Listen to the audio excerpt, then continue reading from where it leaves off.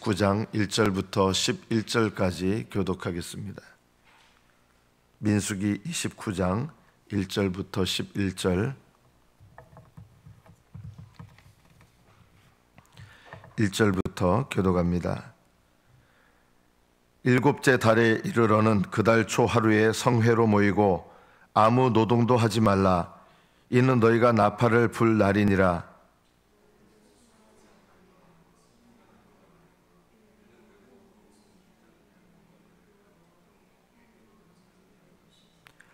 그 소재로는 고운 가루에 기름을 섞어서 쓰되 숫송아지에는 10분의 3이요 순양에는 10분의 2요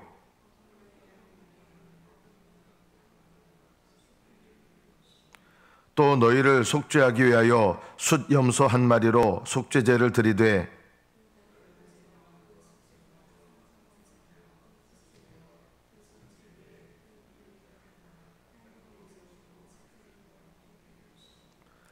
일곱째 달 열흘 날에는 너희가 성회로 모일 것이요 너희의 심령을 괴롭게 하며 아무 일도 하지 말 것이니라.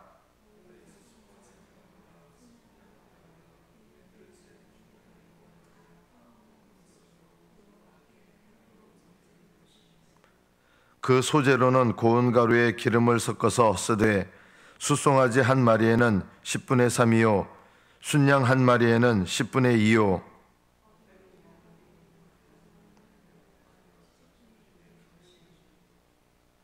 속죄제와 상번제와 그 소제와 그 전제 외에 순염소 한 마리를 속죄제로 드릴 것이니라. 아멘. 여기까지 파트를 읽겠습니다. 이스라엘에는 7가지의 절기가 있었습니다. 이 절기를 기억해 두는 것이 필요합니다. 왜냐하면 이스라엘 백성들의 7가지 절기는 예수님을 믿는 그리스도인들을 위하여 주신 절기이기 때문입니다. 이스라엘 백성들은 7절기를 지키면서 그게 무슨 의미인지 사실 몰랐습니다. 우리 그리스도인들은 오히려 7가지 절기를 알아야 됩니다. 이스라엘 백성들은 이 7가지 절기를 무슨 의미인지 모르고 이렇게 지켰지만 우리는 그 영적인 의미를 알고 오히려 우리가 이 7가지 절기를 지키는 법을 배워야 됩니다. 크게 3가지로 나뉩니다. 첫째는 유월절입니다. 이 유월절은 6월달에 지키는 게 아니고 달력으로 말하면 우리 달력으로 하면 3월 초쯤입니다. 봄철에 봄이 시작되는 때에 처음으로 지키는 절기가 유월절입니다. 6월달이 아니라 오히려 3월 양력으로 하면 3월달에 지키는 절기입니다. 이스라엘 달력으로는 1월 14일입니다. 1월 14일은 우리나라 양력으로는 3월 중순경 되는 날입니다. 3월 초에서 중순경 사이입니다. 그러니까 봄이 시작될 때 처음으로 지키는 절기가 6월절입니다. 이것이 첫째 우리가 기억해야 될 절기입니다.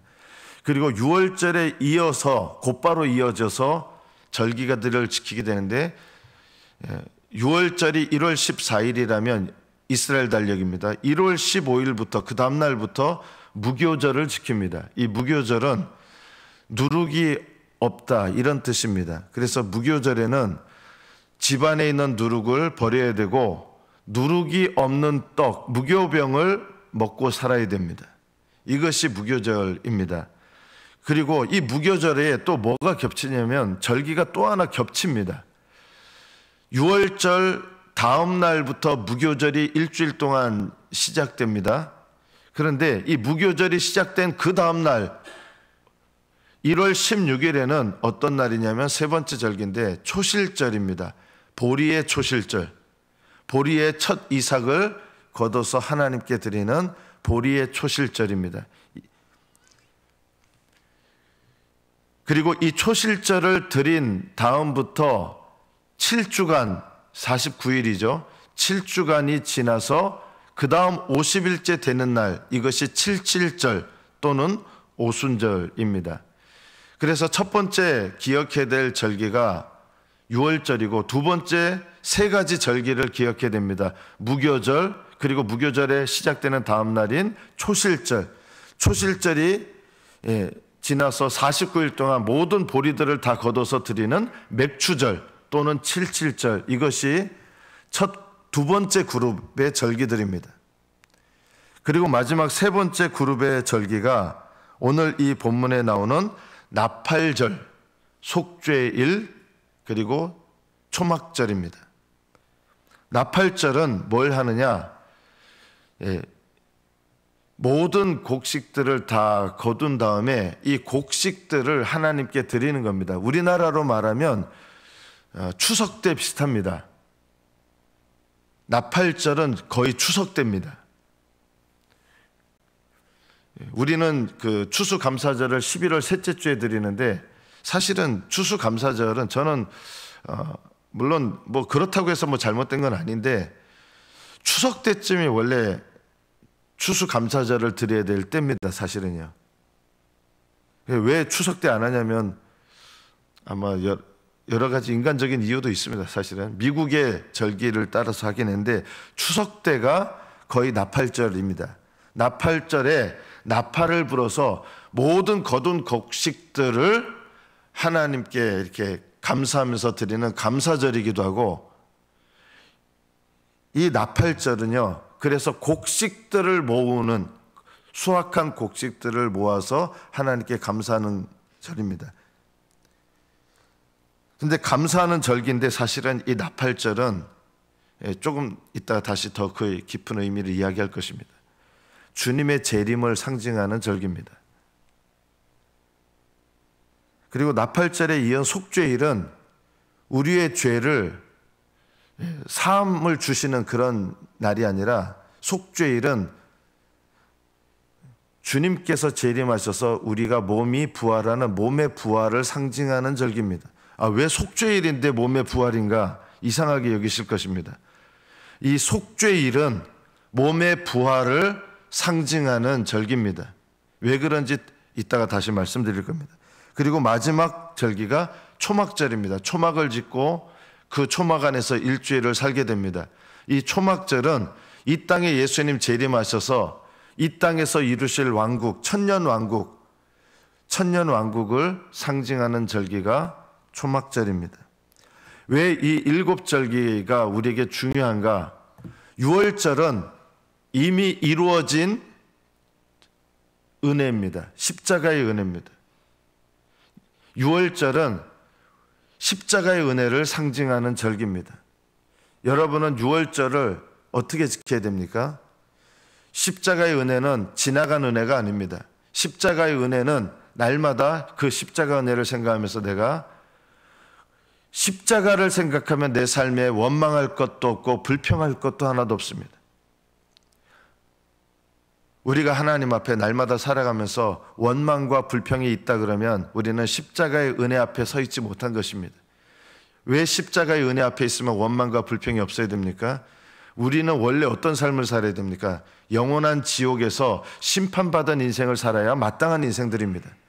이런 인생들에게 구원의 삶을 주셨다는 것, 이것을 생각만 해도 우리의 삶에 원망할 것이 없고 불평할 것이 없습니다. 여러분이 어떤 인생을 살아도, 지금 내가 아무리 힘든 인생을 살아도 십자가의 은혜 앞에 내가 있다 그러면요, 원망할 게 없어야 됩니다. 나는 왜 이런 가정에서 태어났나? 왜 나는 우리 가족들, 이런 가족들 만났나? 왜 나는 이런 직장에서 이렇게 힘들어하는 사람을 만났나? 이런 불평과 원망을 회개하셔야 됩니다. 왜냐하면 십자가 앞에 있게 되면 지금 내가 어떤 삶을 살아도 하나님 앞에 내가 감사할 줄 알아야 된다는 것입니다. 우리의 삶에 원망과 불평이 있다는 것, 감사치 못하는 것은 우리가 십자가의 은혜 앞에 있지 못하다는 증거입니다. 또 6월절을 어떻게 지켜야 됩니까? 자랑할 것이 하나도 없다는 것을 알아야 됩니다. 오직 예수님의 십자가 보혈로 구원받은 것이지 우리의 공로로 구원받은 것이 하나도 없습니다. 그 문지방과 인방에 피를 발랐기 때문에 그 안에, 집안에 있는 사람들이 구원받은 거지, 그 사람들이 얼마나 착하냐 얼마나 악하냐 전혀 상관없습니다. 내가 하나님 앞에 십자가의 은혜는 내가 받을 만하기 때문에 받은 사람은 단 한 명도 없습니다. 십자가의 은혜를 내가 받을 만한 인생을 살아왔기 때문에 받은 사람은 전 지구상에 단 한 명도 없다는 것을 알아야 됩니다. 이 은혜를 안다 그러면 자랑할 것이 없습니다. 유월절을 지킨다고 하면 어떤 삶을 살아야 되느냐? 자랑할 것이 없다는 것입니다. 또 유월절을 어떻게 지켜야 됩니까? 다른 사람을 판단할 자격도 없습니다. 우리는 원래 똑같이 심판받을 인생들입니다. 그래서 유월절을 지키면 다른 사람들을 비난하지 않습니다. 오만한 자의 자리에 앉지 않습니다. 오만한 자의 자리는 남을 심판하는 자리입니다. 우리는 다른 사람을 심판할 자격이 없는 인생들입니다. 얼마나 남의 죄를 비난하며 살아갑니까? 우리는 다른 사람의 죄를 비난할 자격이 없습니다. 오히려 다른 사람의 죄를 보면서 우리는 뭘 봐야 되느냐? 유월절을 지켜야 되는데 내 죄를 돌아봐야 됩니다. 우리가 큐티인 하는 가장 중요한 목적이 뭡니까? 다른 사람의 죄를 통해서 내 죄를 보는 건데 우리는 내 죄는 볼 줄 모르고 늘 다른 사람의 죄를 바라보고 비난합니다. 아직도 우리는 큐티인 하고 있지만 큐티인은요, 내 죄를 보는 것입니다. 유월절을 지킨다고 하는 것은, 영적으로 지킨다는 것은 원망과 불평이 없는 삶을 사는 것이고 십자가 앞에서 자랑과 교만할 것이 없는 인생이라는 것을 아는 것입니다. 이것이 영적으로 유월절을 지키는 것입니다. 그리고 무교절, 초실절, 칠칠절은 이 유월절의 은혜에 곧바로 이어지는 은혜입니다. 구원에 합당한 삶입니다. 무교절은 무엇입니까? 구원에 합당한 삶, 십자가의 은혜에 합당한 삶. 날마다 하나님 앞에 내가 깨달은 죄를 버리는 것. 내게 깨달은 죄가 뭡니까? 깨달아진 죄, 이게 누룩입니다. 내 집안에 누룩이 발견되면 그거를 버려야 됩니다. 밖으로 버려야 됩니다.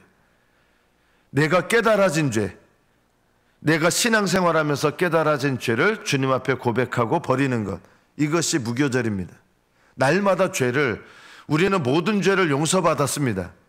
우리 집안에 있는 누룩도 용서받았습니다. 그러나 회개는 용서받은 걸로 끝나는 게 아니라 용서로 시작됩니다. 회개는요. 이게 무슨 말이냐면, 용서받은 것이 회개의 시작이라는 말이 뭐냐면, 용서받은 죄를 이제 버려야 됩니다. 밖으로. 이게 회개입니다. 회개는 용서받는 것으로 끝나는 게 아니라 용서받았기 때문에 그 죄를 씻는 것이고 그 죄를 버리는 겁니다. 이게 회개입니다. 무교절은 회개의 삶입니다. 예수님을 믿고 십자가의 은혜를 아는 사람은 평생 회개의 삶을 살게 됩니다. 날마다. 그리고 죽기까지 회개의 삶을 삽니다. 이게 영적 무교절입니다. 또 영적 무교절은 뭡니까? 누룩 없는 떡을 먹는 것입니다. 하나님께서 우리에게 기뻐하시는 뜻, 우리에게 명하신 뜻을 자발적으로 기꺼이 순종하는 것, 이것이 바로 무교병을 먹는 것입니다. 하나님의 뜻을 자발적으로 행하는 것, 이것이 무교절을 지키는 방법입니다. 초실절은 무엇입니까? 초실절은 예수님의 부활을 상징하는 날이고 또한 나의 부활입니다. 나의 거듭남입니다. 나의 거듭남이 뭡니까? 거듭남은 새 영과 새 마음을 받는 것이고, 새 영은 하나님의 자녀입니다. 하나님의 자녀된 마음. 새 마음은 어떤 마음입니까? 제가 전에도 몇 번 말씀드렸습니다. 거듭나면 어떤 변화가 일어납니까? 새 마음을 받습니다. 새 마음이 그럼 어떤 마음입니까? 팔복을 사모하는 마음이에요. 심령이 가난하게 되는 거, 애통하는 거, 온유한 거, 의에 줄이고 목마른 거, 긍휼히 여기는 것, 마음을 청결히 하는 것, 화평케 하는 것, 그리고 의를 위하여 기꺼이 핍박받는 것, 이런 마음이 바로 새 마음입니다. 거듭난다는 건 뭡니까? 새 마음을 받는 것입니다. 그래서 초실절을 영적으로 지킨다는 건 어떻게 지키는 겁니까? 팔복을 받을 마음, 새 마음으로 가난한 마음이 되는 것, 날마다 가난한 마음을 더 풍성하게 하고, 이런 것이 바로 새 마음으로 따라 행하는 것, 이것이 초실절이고 이것이 나에게 영적 부활이, 거듭남이 일어났다는 것입니다. 여러분은 거듭남은 물론 하나지만 거듭난 생활이 뭐냐? 새 마음을 따라가는 신앙생활입니다. 77절은 어떻게 지킵니까? 영적인 77절. 그리고 오순절이라고도 하죠. 77절은 거듭나서 성령을 선물로 받게 됩니다. 그래서 거듭난 자가 성령을 받아서 성령의 인도하심을 따르는 삶, 성령 충만한 삶, 이것이 77절입니다. 성령의 인도하심을 따르고 성령 충만한 삶을 사는 것, 이것이 바로 영적으로 77절 또는 오순절을 지키는 것입니다. 오순절 날에 이스라엘 백성의 우리 사도들은 마가다락방에서 오순절날 성령을 받죠. 오순절은 바로 성령의 인도하심과 성령 충만과 관련되어 있는 절기입니다. 이스라엘 백성은 77절 지키면서도 그것의 진짜 의미를 몰랐습니다. 77절은 그리스도인들을 위해서 주신 겁니다. 우리야말로 77절을 지켜야 됩니다. 성령의 인도하심을 날마다 구하고 따르는 것, 성령 충만한 삶을 사는 것. 그리고 세 번째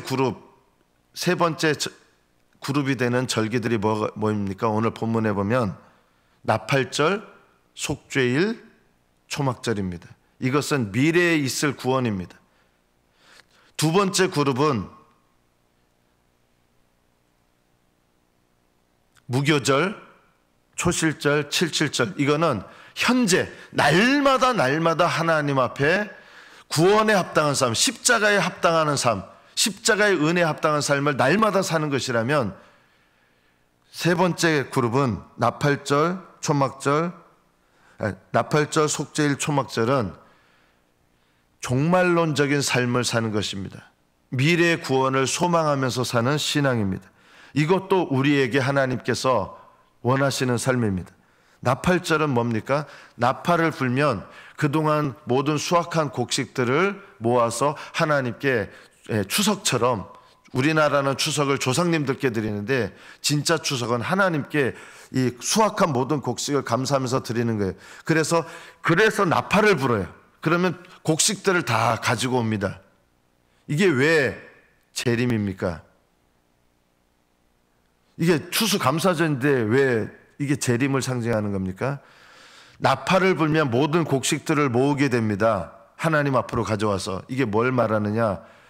주님께서 마지막 때에 보면 주님이 오실 때 큰 나팔 소리와 함께 천사들을 보내게 됩니다. 그리고 택하신 자들을 하늘 이 끝에서 저 끝까지 사방에서 모으십니다. 주님 재림하시기 전에 공중에 오셔서, 먼저 공중에 오셔서 하늘 이 끝에서 저 끝까지 주님의 알곡들을 모으게 됩니다. 이게 휴거라 그래요. 호련히 우리 육신이 변화돼서 주님께서 알곡으로 모으신 자들을 모으게 되는데, 이걸 모으기 직전에 뭘 하느냐? 마지막 나팔을 불 때 천사들을 보내서 알곡들을 온 세상에서 모아서 주님 앞에다가 모으게 하는 겁니다. 그래서 공중에서 예수님을 영접하는 것, 이것이 나팔절의 의미입니다. 그래서 나팔절은 추수감사절인 것 같은데 사실은요, 어떤 추수냐면 주님께서 공중에 재림하시고 알곡들을 모으시고 휴거당하는 일도 일어나는 거죠. 공중으로 끌어올림을 받는 것, 공중에서 예수님을 영접하게 하는 것, 이 일이 일어나도록 천사가 나팔을 불게 되는 것입니다. 그래서 나팔절은 주님의 재림과 성도들의 휴거를 상징하는 것입니다. 이것이 왜 우리가 지켜야 될 절기입니까? 재림을 사모하면서 신앙생활을 하라는 것입니다. 주님을 위하여 의의 고난을 받지 않는 사람들은요, 재림을 사실상 원하지 않습니다. 자, 여러분의 믿음을 돌아보십시오. 주님께서 재림하시기를 여러분 원하십니까? 정말 원하십니까? 예수님 재림하는 게 좋습니까? 당연한 거 아닙니까? 할지 모르지만 실제 우리 신앙 돌아보면요, 예수님 재림하지 마세요 이래요. 오시면 안 돼요. 이게 우리 신앙의 현 주소인 거예요. 예수님 오시지 마세요. 저는 이 세상 즐길 거 아직도 즐겨야 되고, 아직 회개도 안 했는데 벌써 오시면 어떻게 합니까?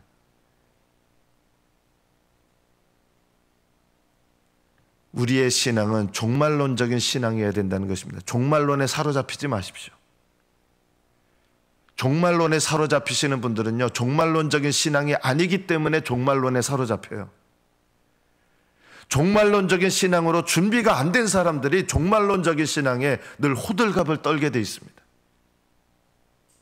왜 종말 때가 되면 사람들이 호들갑을 떠는지 아십니까? 종말론적인 신앙으로 준비가 안 됐고 종말론적인 신앙으로 살아오지 않았기 때문에 그냥 놀라서 호들갑을 떠는 거예요.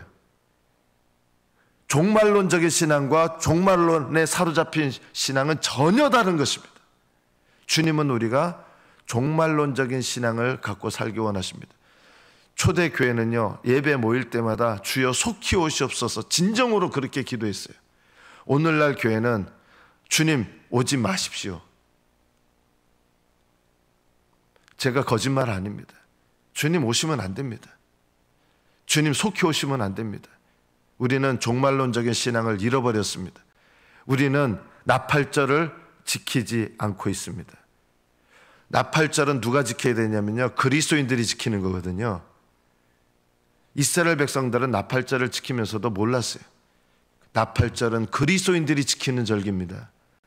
예수님의 재림을 준비하는 것, 슬기로운 처녀들처럼 등을 준비하고 거기서 기름을 채워서 밤에 오실 신랑을 깨워서 준비하는 것. 그래서 나팔절은 우리가 지키는 절기지 다른 사람들이 지키는 절기가 아닙니다. 나팔절을 지키고 있습니까? 재림을 사모하십니까? 재림을 준비하고 있습니까? 공중에 끌어올려지는데요, 곡식들을 모으잖아요. 알곡들을 모으는데 누구를 모으는지 아십니까? 너무나 단순합니다. 모든 그리스도인들이 공중으로 끌어올림 받지 않습니다.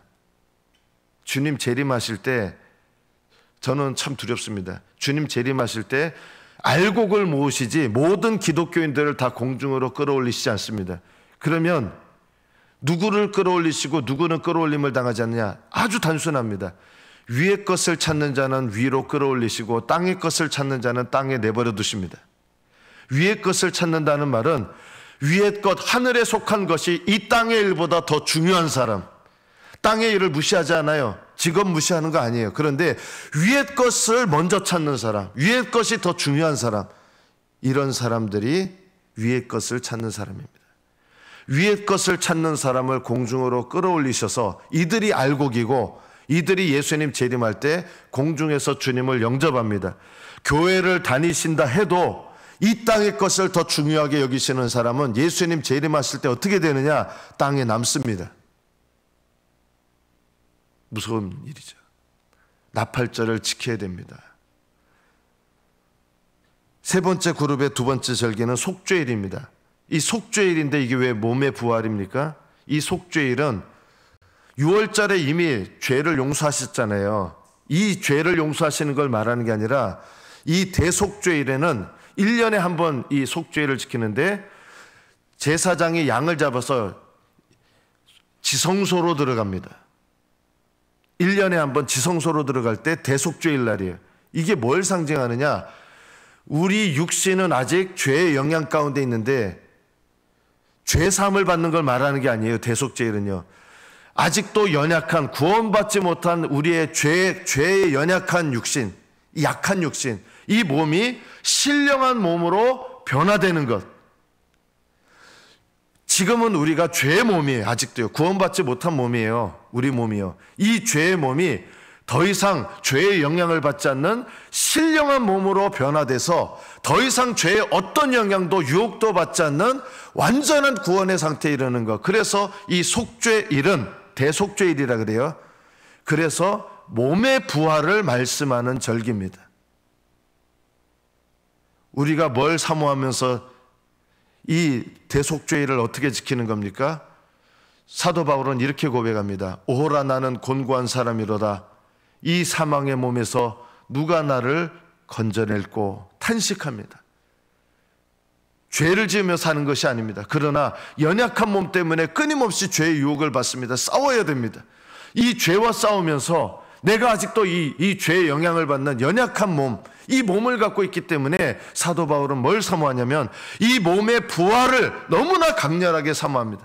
죄와 싸우는 사람들은요, 뭘 사모하게 돼 있느냐? 몸의 부활을 사모하게 돼 있다는 것입니다. 안타깝게도 그리스도인들이 대속죄일을 지키지 않습니다. 속죄일은 어떻게 지킵니까? 누가 지킵니까? 죄와 죽기까지 싸우려고 하는 그리스도인들이 비로소 이 속죄일을 지키게 되는 것입니다. 우리는 이 속죄일에 관심이 없습니다. 안타깝게도. 왜냐하면 죄와 싸우지 않기 때문입니다. 날마다 죄를 용서받기만을 원하는 거예요. 죄를 짓고 그 죄를 정말 버리려고 하는 그런 믿음은 없고, 아예 용서받으려고 하는 것도 나아요. 그나마 죄를 버리려고 하는 마음이 없고 죄를 이기려고 하는 마음을 가진 성도들이 너무나 적은 것입니다. 죄와 싸워 이기고, 요한일서에 보면 우리의 이김은 이것이니 곧 우리의 믿음이니라 했어요. 믿음은요, 죄와 싸워 이기게 됩니다. 그냥 죄를 용서받는 것을 원하는 것이 아니라 죄와 싸워서 죄를 극복하고 이기고 죄에 대해서 승리하는 삶을 삽니다. 사도 바울은 자기가 죄에 대해서 승리한다라고 이야기했습니다. 유혹은 있지만 그러나 유혹을 이기고 승리합니다.